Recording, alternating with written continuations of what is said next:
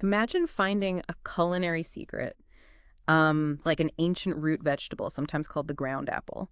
It's sweet, it's incredibly healthy, but until, well, pretty recently, almost nobody knew about it outside its home turf. Yeah, that sounds almost mythical, doesn't it? Like something out of a story. Huh.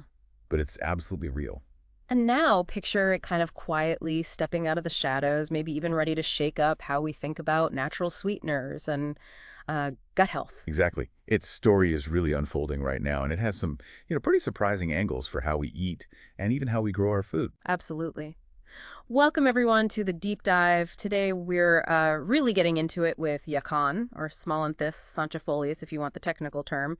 It's this unique tuber that's, well, it's way more than just another vegetable. Our mission today, we want to peel back all the layers on Yacon, everything, from its really ancient roots and how surprisingly easy it is to grow to, all the different ways you can use it in the kitchen. And maybe the most interesting part, it's pretty remarkable health benefits. Yes. We're going to explore why people are starting to call it a superfood and maybe why you might want to, make some space for it in your life. And we've gathered quite a range of info for this deep dive. We've looked at botanical stuff, academic papers on its unique sugars, practical gardening advice. And even how it's starting to show up more in markets now. Right. We've sifted through it all to pull out the really key bugs, hopefully giving you a complete and pretty compelling picture of this amazing plant. Okay, so where did this journey begin for Yacon? Let's dig into its origins first. Understand where it fits in the plant world. It's not just any old root, right? It has a specific history. That's definitely the place to start. Yacon's original home is, well, it's pretty spectacular. The Andes Mountains in South America. Wow. And not just anywhere in the Andes. We're talking high altitudes, between 900 and 3,000 meters up. That's seriously high. It is. And for thousands of years, Yacon thrived there in those tough conditions. It became a really important staple for indigenous communities, across Peru, Ecuador, Bolivia, places like that. So a real survivor, what did they use it for back then? It was vital. A key source of hydration. It's very juicy and nutrition, especially for people traveling or farming in those harsh environments. They really valued its refreshing quality and the steady energy it provided. That's a deep history woven right into Andean life. But what I find amazing is how it traveled. I mean, how does a plant adapted to those specific high-altitude spots manage to grow elsewhere? That really speaks to how adaptable it is, doesn't it? But while its genetic homeland is the Andes, absolutely, its cultivation has spread. Quite a bit, actually. Oh, really? Where else? You can find people growing it successfully now in places like the Netherlands and Belgium, which are obviously very different climatically. Totally different. And parts of Asia, New Zealand, the U.S. too. It's kind of gone global. It's a testament to its resilience and also, the growing interest worldwide in these kinds of functional, healthy foods. It's a real success story for the plant. That's incredible. An ancient plant making waves globally. Okay, so if I were to actually see a Yacon plant growing, what am I looking at? What are its key features? Well, the plant itself is pretty distinctive. Picture something quite robust, herbaceous. Stands tall, usually between 1.5 to 2 meters. So taller than me. Quite possibly, sometimes even taller if conditions are perfect. It has these big green leaves, often described as kind of bushy or tangled. Borage, I think I saw in one source. Yes, exactly. Yeah. Borage, bushy, tangled. And the leaves have this serrated edge, gives them a textured look. It does flower, but the flowers are often, quite small. Little orange-yellow things, sort of like mini sunflowers. But honestly, in places like Europe, with shorter growing seasons, you might not even notice the flowers much. They often don't fully develop like they would in the Andes. So really, the main action is all happening underground. Right, the tubers. Yeah. But before we get there, does it have any famous relatives? Any plants we'd recognize in its family tree? It does. And this often surprises people, but it also makes it feel a bit more familiar.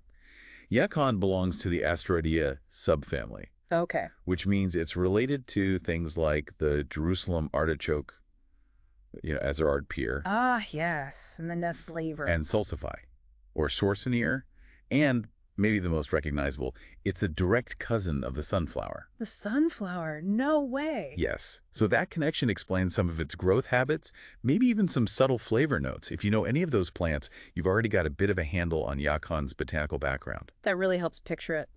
And speaking of sunflowers, we usually focus on the seeds, but with Yacon, as you said, it's all about what's underground, the tubers. And I gather they're actually two different kinds down there. Yes, that's a really crucial difference. Vital to understand if you want to grow it or just know how it works. Under the soil, Yacon produces two distinct types of tubers. Okay. First, you have the big ones, the ones we eat. These are the edible tubers, often called ground apples. Ground apples. I love that name. It fits, Yeah. right? They're sweet, very juicy, really crisp, and they get quite large. A single plant, get this, can produce between 5 and 10 kilograms of these edible tubers. 5 to 10 kilos. Yeah. From one plant. Yeah, it's astonishingly productive. One healthy plant might give you, say, 10 to 20 individual edible tubers, Wow. which means, often just one or two plants can give a household a really good harvest. You don't need a huge amount of space for a decent yield. That is incredible productivity. It makes it sound perfect for home gardens. Okay, so those are the edible ground apples. What's the other type of tuber you mentioned? The ones we don't eat. Right. The second type are smaller. They often look kind of knobby or bumpy. These are the stem tubers, sometimes called stengel Stem tubers, got it. and they're completely different from the edible ones. Their main job is propagation. They're how you grow more yacon plants next year. You don't eat these. Ah, okay. So one type stores the sugars for eating, the other stores the potential for new plants. Exactly. The edible tubers are basically sugar storage tanks. The stem tubers are designed for vegetative reproduction, making sure the plant continues. So you harvest the big, sweet ground apples to eat, and you carefully save the smaller, knobby stem tubers to replant. It's a really efficient system, actually. Nature's pretty clever. It really is. Amazing what one plant can do, which naturally leads us to actually growing yacon. Hmm. For anyone listening with a bit of garden space or maybe just thinking about it, this sounds like a seriously rewarding plant to try. It really does seem to be. Yacon has built up this reputation as a, quote, very easy plant to grow. Music to my ears. Right. It lowers the bar, so even if you're not an expert gardener, you've probably got a good shot with Yacon. And one of its biggest selling points, something our sources really stress, is how adaptable it is. Adaptable how? Well, you often hear it said that it thrives in every soil type and every climate. Now, that might be a bit of an overstatement, A slight exaggeration. maybe slightly, but it definitely points to the fact that it's unusually resilient and forgiving compared to a lot of other crops. It seems to just, want to grow. Every soil type in every climate still sounds pretty amazing for a plant that gives you kilos of food.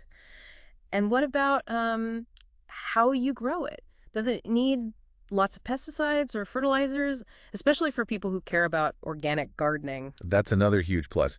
The sources are pretty clear on this. Yeah, It can be easily grown without needing synthetic fertilizers or chemical pesticides. really? Yeah. It seems to have a natural vigor. It resists pests pretty well on its own, so you don't need much intervention. That makes it fantastic for organic growing or just anyone who wants to grow food more naturally, more sustainably. It's quite self-sufficient in that sense. That is fantastic news. Okay, so I'm sold. I want to grow yacon. How do I actually start? What's the process in spring? All right, so the process usually kicks off indoors. Around April's a good time. You'll need those stem tubers we talked about, the smaller, bumpy ones, not the big edible ones. Got it. Stem tubers only for planting. Right. Make sure each piece you're planting has a visible eye or growth point, kind of like a potato. Plant these in individual pots with some good compost. Okay. Water them well, and then stick them on a sunny windowsill, or maybe under grow lights if you have them. This gives them a warm, protected start before things warm up outside, sort of like plant preschool. Huh. Plant preschool. I like that. And once they've graduated preschool, when do they go outside into the garden? Good question. Timing is important. You wait until late May, usually. Crucially, after all danger of frost has passed. After the ice saints or winter saints, as some gardeners call that period. Right. Wait for safe weather. Exactly. Okay. By then, your little yacon plants should be about, say, 30 centimeters tall. Then they're ready for the great outdoors. When you plant them out, give them plenty of room, about 50 to 75 centimeters apart. That's quite a bit of space. It is, but they need it. The root systems get quite large, and you need to leave enough underground space for those big tubers to develop properly without bumping into each other. Makes sense. So they've got their space. What else do they need to develop those really impressive, juicy ground apples we were talking about? Any secrets to success? A few key things the sources highlight. First, a sunny place is really important. Yacon loves sun, at least 6 to 8 hours a day if possible. Okay, full sun. Then soil quality. It needs rich, well-drained soil. If your soil is heavy like clay, You'll definitely want to add some grit or lots of compost to improve that drainage. Yacon doesn't like sitting in water. Right, no wet feet. Exactly. And finally, consistent watering, especially when it's dry, and particularly as those tubers start to really bulk up later in the season. They're juicy tubers, remember. They need that moisture to get big and crisp. Okay, sun, good drainage, regular water. Got it. Now, what if someone doesn't have a big garden plot, maybe just a balcony? Can you realistically grow yacon in pots? Ah, the container question. It comes up a lot. And technically, yes, it's possible to grow yacon in very large pots. But There's always a but. there is. The sources point out some major caveats. If you go the pot route, that plant is going to need much nutrition. So lots of regular feeding with maybe a liquid organic fertilizer. And even more critically, constant moisture monitoring. Pots dry out way faster than garden beds. True. And beyond that, some sources flat out say growing it in pots is not advisable if you want a really good yield. The plant itself gets pretty wide, up to a meter across, not just tall. And those tubers need room underground to swell. So honestly, for the best results, a garden bed is really the way to go. Good to know. Manage expectations if you're trying pots. You mentioned planting out after the winter saints because it's sensitive to cold. How sensitive? When do you absolutely need to get those tubers out of the ground? That's super important and becomes a bit of a race against the clock in autumn. Yacon is not winter hardy. Simple as that. If the tubers freeze in the ground, they're done for. Okay, so harvest time is critical. When is it? The ideal time is usually after the first light frost hits. This is typically in autumn, maybe late October, November, depending on your climate. You'll know because the leaves above ground will turn black and sort of collapse. Ah, the plant signals it's ready. Exactly. And this is the absolute key instruction. You must get them out before the first hard night frost, before the ground actually freezes solid. If that happens, the tubers can get damaged, become unusable. It's a specific window you need to hit. Okay, watch for the leaves turning black, but don't wait for a deep freeze. Got it. So that moment arrives. How do you physically get them out without breaking all those tubers? It's certainly straightforward, but you do need to be a bit gentle. First, cut the stems down, leave maybe 5 centimeters sticking out of the ground. This just gets them out of the way. Then, take a garden fork or a spade and carefully dig around the entire plant clump, giving it a wide berth. You want to lift the whole root ball out together. Try not to stab the tubers. You'll pull up this big mass of soil, edible tubers, and those smaller stem tubers all kind of clustered together around the base of the stems. It's quite a sight. Sounds like digging up treasure. Okay, you've got this big clump. How do you deal with it then? Do you just store the whole thing? No, this is where you separate things because the two types of tubers need different storage. You gently cut, or you can often just carefully break off the large edible ground apples from that central cluster of stem tubers. Okay, edible ones off first. Where do they go? The edible ones need to be stored in a dark and cool space. Think maybe 5 to 10 degrees Celsius, so around 40, 50 Fahrenheit. A cellar, an unheated garage, maybe a cool pantry could work. And how long do they keep? They can be used right away. They're delicious, fresh. Or they can be stored for quite a while. And here's where it gets really cool. Yeah. If you store them longer, they actually get sweeter and fruitier. The flavor changes over time, eventually becoming almost like watermelon in taste and texture. Wait, really? Watermelon? From a root? It sounds crazy, but yes, that's what the sources say. It's a fascinating transformation due to the starches converting to simpler sugars during storage. Mind blown. Okay, so store the edible ones cool and dark, and maybe wait a bit for that watermelon flavor. What about the other ones, the stem tubers, the broad knollen you need for next year? Those need different treatment to keep them viable over winter. You take the remaining clump, the central crown, with the stem tubers still attached, and you store that whole thing in a pot. Okay. Fill the pot around the clump with some slightly moist compost or sand, just barely damp, not wet. Then put that pot in a cool, dark, and this is vital, frost-free place. Frost-free is key, like the edible ones. Even cooler, ideally. Yeah. Just above freezing is perfect, maybe 1 to 5 degrees Celsius, so mid-30s Fahrenheit. This keeps them dormant, but alive, protected from the cold, ready for spring. It's like their winter hibernation spot. Okay, so if you do this carefully, store the edible ones one way, the propagation ones another, you can keep growing Yacon year after year. It's perennial. Exactly. Yacon is a more-year plant, a true perennial if you manage it this way. In the spring, when things warm up, you take that stored clump of stem tubers out of the pot. And then? You carefully divide it up, break or cut it into pieces. The crucial thing is making sure each piece you plan to replant has at least one of those little growth points or eyes on it, like you do with potatoes. Right, needs an eye to sprout. Precisely. Then you just replant those pieces and boom, your next Yacon crop is underway. The cycle continues. You get a self-renewing supply. That's fantastic. Sustainable harvesting built right in. There's also a faster way to get more plants if you're keen. You can actually take cuttings from large established plants during the summer when they're actively growing, maybe even flowering. Cuttings, like from the stems. Yeah. Root those cuttings, and then you overwinter the little plantlets you create. Again, cool, moist, frost-free. Then you'll have small established plants ready to go outside much earlier the next spring, giving you a head start compared to just planting tuber divisions. Brilliant. So many options. Okay, one last tip before we move on to eating them. Any tricks for maximizing the flavor of the edible ground apples right after harvest? Yes, there's a great little tip for boosting the sweetness. After you've harvested and separated the edible tubers, take the ones you plan to eat relatively soon and place them on a sunny windowsill. In the sun. I thought storage was cool and dark. For long-term storage, yes, but for enhancing sweetness before eating. A few weeks on a sunny windowsill or just a bright, warm spot actually encourages some of the inulin inside to convert to fructose. Ah, so it sweetens them up naturally. Exactly. Mm-hmm. It significantly enhances their natural sugars, makes them even sweeter, maybe brings out more of that fruity quality we talked about, closer to the watermelon end of the spectrum. A simple step that makes a real difference in flavor. Fascinating. From underground root to windowsill sweetening, Yacon is full of surprises. Which brings us perfectly to the kitchen. This is where the ground apple really lives up to its name, isn't it? It absolutely does. That flavor profile is really unique and appealing. The sources consistently describe it as crispy, fresh, and sweet. Sounds delicious already. Yeah, most people find it's this really nice, refreshing mix.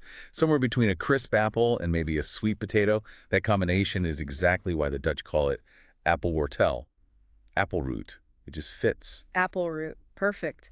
And you mentioned that flavor changing in storage, getting fruitier, more like watermelon. How does that affect how you use it? That's one of its coolest features, really. It Yeah. starts with that crisp apple, sweet potato vibe, but if you let it cure or store it longer, it genuinely deepens into a fruitier taste, getting closer to that watermelon sweetness and juiciness. So it's versatile depending on when you use it. Totally. Use it fresh for that crispness in savory dishes, or let it cure for a sweeter, fruitier note in desserts. And texture-wise, it's great. It's super juicy, but it holds its shape really well. It can handle different cooking methods without immediately being reduced to mush, which is a big plus. It stays crisp tender. Doesn't turn to mush, always good. So, great crunch, juicy, holds up well. What kind of dishes does it work best in? Raw, cooked, both. Definitely both. It's a real chameleon. Raw is exceptional. You can grate it into raw vegetable salads. Its crispness and sweetness are fantastic there. Nice textural contrast. Exactly. Or grate it into fruit salads where it kind of bridges the gap between fruits. And if you like fresh juices, pressing Yacon gives you this naturally sweet, really hydrating drink. Its clean taste shines when it's raw. Okay, sounds great raw. What about cooking? Does it lose that crispness when heated? It holds up surprisingly well. That texture resilience makes it great for stewing, stir-frying, or frying. Stir fries, yeah, I can see that. Totally. Imagine chunks of it in a wok dish, staying slightly crisp against softer noodles or veggies. It's also really interesting in mashed potatoes. Mashed potatoes, how? You replace some of the potato with cooked Yacon, adds a subtle sweetness, a different texture, a nice twist on a classic. And then there's the sweet side. Because it's naturally sweet, it's amazing in pastries and desserts. Root vegetable pastries. That's wild. It works. It can help you cut down on added refined sugar because the Yacon itself brings sweetness. Incredible. Any other quick ideas? Snacks? Breakfast? For snacks, yeah, you could thinly slice it and dry it into chips, healthier than potato chips. Or maybe fry thin slices lightly for a crispy treat. Yacon chips. I like the sound of that. And for breakfast, one source suggested grating it into pancake batter. Really? Yeah, as moisture, natural sweetness, plus you're sneaking in some fiber, and those prebiotics we'll talk about later. Makes your pancakes a bit healthier without much effort. The possibilities are pretty wide once you start playing around with it. This plant just keeps on giving. Okay, moving beyond the amazing tubers, I heard something about the leaves being useful too. Yes, that's another fascinating aspect, often overlooked. The big green leaves aren't just for show. You can regularly pluck them during the growing season. And do what with them? Make a medicinal tea. And this tea is particularly noted, there's research on this, for its ability to help regulate blood sugar. Wow, so benefits from the root and the leaves. Yeah. That's impressive, especially the blood sugar regulation part. hmm It adds a whole other layer to the plant's health profile. Really interesting for anyone managing glucose levels, maybe as a natural addition to their diet. Amazing. And speaking of its natural sweetness, Yacon syrup is becoming a really big deal, isn't it? Like a sugar-free natural alternative. Can you tell us how that's actually made? I bet people are curious. Absolutely. Making Yacon syrup is, well, relatively simple in process, but the result is pretty special. It gives you this natural low glycemic sweetener that's getting a lot of buzz. Okay, how much Yacon do you need to start? You need quite a bit of the raw material. The Yeah. sources suggest around 5 kilograms of the edible tubers 5 kilos. to end up with about 500 milliliters, so half a liter of the finished syrup. It's definitely concentrated. Okay, so it takes a lot of root to make a little syrup. What's the first step? Prep is key. First, wash those edible ground apples really thoroughly, get all the dirt off. Then, you puree them. Food processor, maybe a powerful blender, until you get a smooth pulp. This liquid pulp is your base. Right, like making applesauce, maybe? Sort of, yeah. Extracting the essence. Then comes the cooking, the reduction How phase. does that work? You take that pulp and you gently simmer it in a large, heavy-bottomed pan. Low heat and patience are key here. Low and slow. Exactly. You're slowly evaporating the water content, concentrating everything else until it reduces down to this thick, dark brown syrup, kind of like molasses or maybe maple syrup in consistency. And that concentrates the sweetness? It concentrates the natural sugars, yes, but it also develops this richer, more complex, almost caramel-like flavor and color. Once it's thick enough for your liking, you just pour it into sterilized jars or bottles. And there you have it, pure, natural Yacon syrup. That sounds fantastic. A healthy sweetener made right from the root. Which leads us perfectly into the next big topic, and maybe the most exciting one. Yacon as a superfood. This is where we really see why it's more than just a tasty vegetable. Absolutely. Its superfood reputation really comes down to its unique type of carbohydrates and how our bodies handle them. One of the biggest deals, a real cornerstone of its health benefits, is its low value on the glycemic index, or GI. Okay, low GI. For anyone watching their blood sugar, that's huge. But maybe let's quickly recap what GI actually means and why a low value is so good. Right. Think of the glycemic index like a speed gauge for how fast a food raises your blood sugar. Okay. High GI foods slam the accelerator, they spike your blood sugar really quickly and often lead to a crash afterwards. That energy dip, cravings, not great long term. Yeah, we've all felt that. But Yacon, with its low GI, is like putting your blood sugar on cruise control. It delivers sweetness, but without those big disruptive surges. Your energy stays more stable, and your body isn't stressed trying to manage a sudden sugar rush. Cruise control for blood sugar, I like that. So practically speaking, what does that mean for our health, especially for certain conditions? It means minimal blood sugar fluctuation. Unlike most sweet foods that cause that sharp glucose spike, Yacon's sugars are handled differently. This is incredibly important for people managing diabetes or prediabetes How so? because it doesn't force the pancreas to pump out a big extra dose of insulin quickly. The sources really emphasize this makes Yacon a safe, sweet option for diabetics. They can enjoy sweetness without messing up their glucose control. That's life-changing for some people. It really can be. Plus, there's another angle. A key component in Yacon, called inulin, isn't really digested or absorbed well by our bodies. This means it doesn't contribute many calories from sugar absorption, which could potentially help with weight management too. It gives sweetness and fullness without the usual caloric hit. It's a sweet treat that kind of works with you. Wow.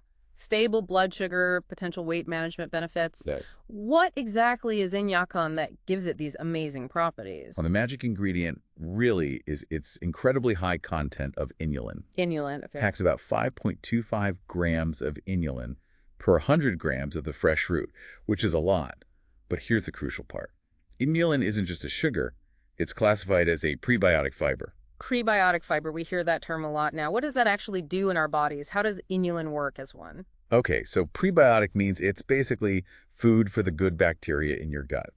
Unlike most carbs that get broken down and absorbed in your small intestine, inulin is tough. It's not digested by our body up there. So it travels further down. Exactly. It makes it all the way to your large intestine pretty much intact.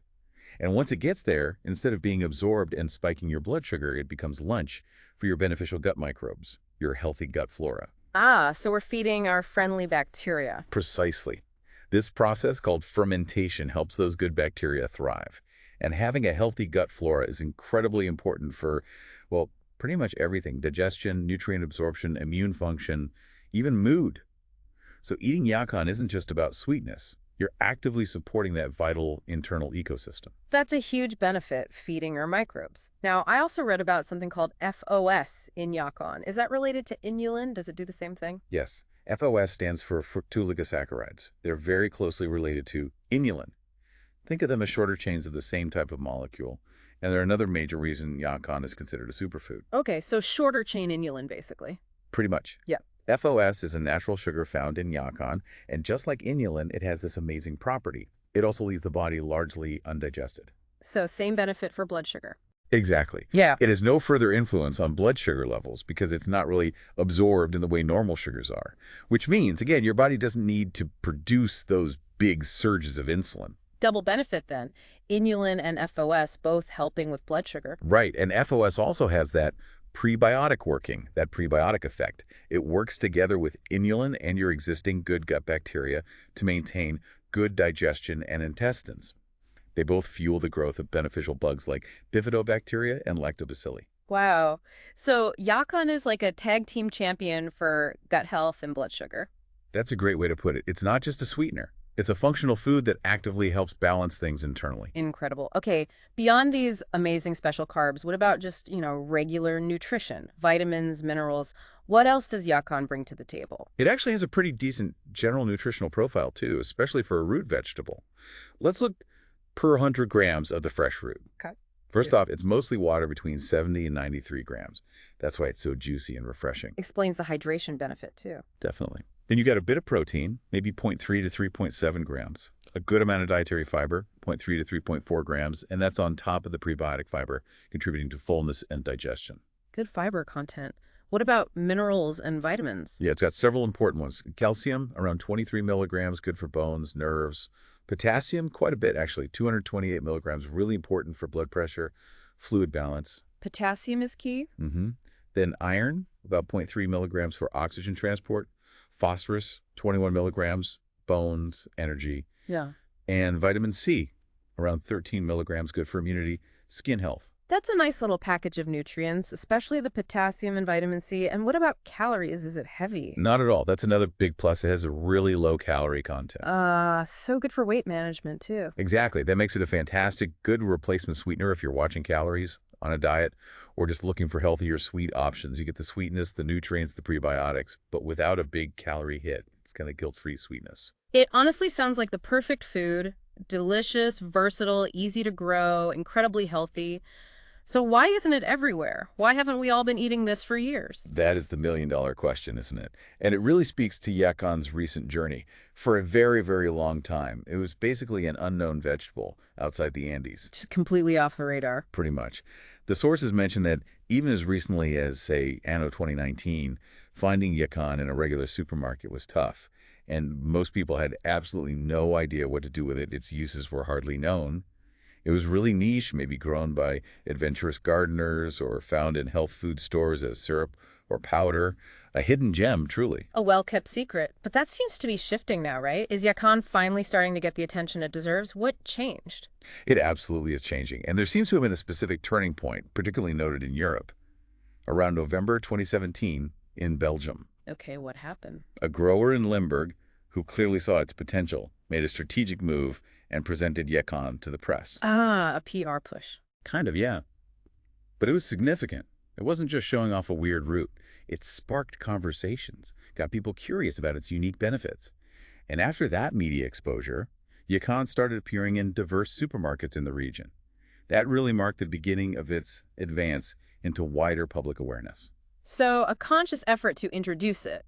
But beyond that one event, what's really driving its momentum now? Why is it moving from niche to potentially mainstream superfood? I think what's really interesting about Yacon's rise now is that it taps into broader shifts in how we think about food. We're moving past just low-fat or sugar-free. People are actively looking for functional foods, ingredients that do something positive for their health. Right, foods with benefits. Exactly. And Yacon fits that mold perfectly. Think about the growing focus on gut health, the buzz around prebiotics, the demand for natural, low-glycemic sweeteners. Yacon ticks all those boxes. It really does hit all the current wellness trends. It does. It's not just a vegetable. It's positioned as a solution to some modern health concerns. That unique combo, natural sweetness, low GI, powerful prebiotics, makes it almost perfectly designed for today's health-conscious consumer. It feels like a quiet leader in this kind of root revolution in the health food world. People want food that works for them, and Yacon delivers. What an absolutely incredible story for this humble root, the Yacon. We started deep in the Andes, right?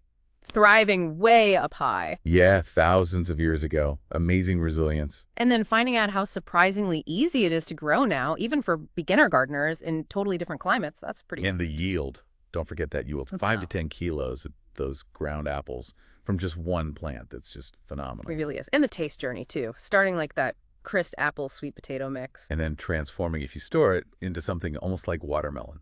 Who would guess? Mind-boggling. And then all the ways to use it in the kitchen. Raw in salads for that crunch, pressed into juice. Or cooked in stir fries, stews, even mashed potatoes and pastries. Its versatility is just fantastic. Plus the medicinal tea from the leaves for blood sugar and that amazing low GI syrup you can make. It just covers so many bases, doesn't it? It really does. But then we get to the health benefits. It's superfood status. And that's where it truly shines, I think. Definitely. That low glycemic index is a game changer. Stable blood sugar, safe sweetness for diabetics, Huh. sustained energy. It's huge. And the gut health connection, packed with that inulin and FOS acting as prebiotics, feeding our good gut bacteria. That's such a critical benefit for overall wellness today. Supporting digestion, immunity, everything starts in the gut, they say. Exactly. Plus, you get all those other nutrients, potassium, vitamin C, and it's low calorie. It's like the perfect package. It really is quite remarkable. And seeing its journey from being this unknown vegetable, this Andean secret, to now starting to gain traction popping up in supermarkets, it just shows that its unique qualities are finally being recognized. It's a plant that truly gives back, doesn't it, to the gardener, to our bodies. A quiet revolution, like you said. Definitely gaining momentum. So, the big question for everyone listening, what does this mean for you? We've heard about its amazing properties, how relatively easy it is to grow, the incredible health perks that fit so well with modern needs. Could Yacon, this unassuming ground apple, be, the next big thing in our healthy eating habits? It makes you think, doesn't it? Maybe it's time to seek it out. Look for it at a farmer's market, try the syrup, maybe even, dare I say, dedicate a corner of your garden to planting a few of these treasures next spring. Imagine having a sweet treat readily available that you know is actively helping your gut health, keeping your blood sugar stable, maybe even helping with weight management. And you grew it yourself. That's a powerful combination of pleasure and wellness. Couldn't agree more. Well, thank you so much for joining us on this deep dive into the truly fascinating world of Yacon. We really hope you've discovered something unique and maybe even inspiring today. Hope so too. It's a plant worth knowing about. Absolutely. We look forward to exploring more incredible topics with you all again soon.